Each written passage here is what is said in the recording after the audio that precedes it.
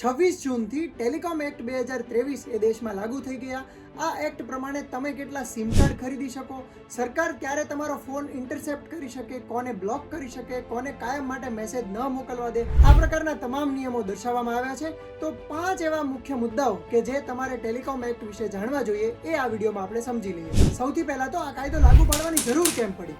તો ટેલિકોમ એક્ટને લગતા જે બધા કાયદાઓ છે એ બહુ જ જૂના કાયદાઓ હતા, એટલા માટે નવા કાયદા બનાવવા પડે એમ હતા. અને ડિસેમ્બર 2023માં આ કાયદાઓને મંજૂરી મળી ગઈ હતી. સંસદમાં મંજૂરી બાદ હવે દેશમાં 26 જૂનથી આ કાયદાઓ લાગુ કરવામાં આવે છે. તો 5 મુદ્દાઓમાં સૌથી પહેલો મુદ્દો તો એ છે કે કોઈ પણ વ્યક્તિ પોતાના નામ હેઠળ મેક્સિમમ 9 જેટલા સિમ કાર્ડ રજીસ્ટર્ડ કરાવી શકે. એનાથી વધારે સિમ કાર્ડ રજીસ્ટર કરાવી શકાય નહીં.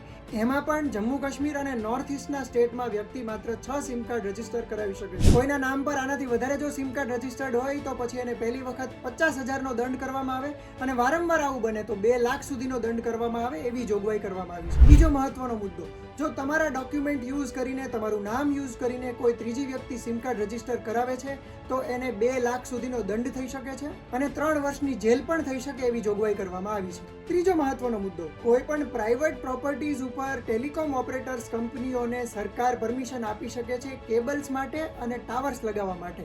જો ત્યાંના માલિકની મંજૂરી ન હોય તો પણ સરકારને જો યોગ્ય લાગે કે અહીંયા ટાવરની ખૂબ જરૂર છે તો આ પ્રકારની પરમિશન સરકાર આપી શકે છે. ચોથો મહત્વનો મુદ્દો, કોઈ પણ કમર્શિયલ મેસેજીસ ટેલિકોમ ઓપરેટર કંપનીઓ તમારી પરમિશન વગર મોકલી નહીં શકે. જો એ આવું કરે તો એમને 2 લાખ સુધીનો દંડ થઈ શકે છે અથવા તો કાયમ માટે પ્રતિબંધ પણ લગાવવામાં આવી શકે છે. પાંચમો મુદ્દો દેશની સુરક્ષાને લગતો છે.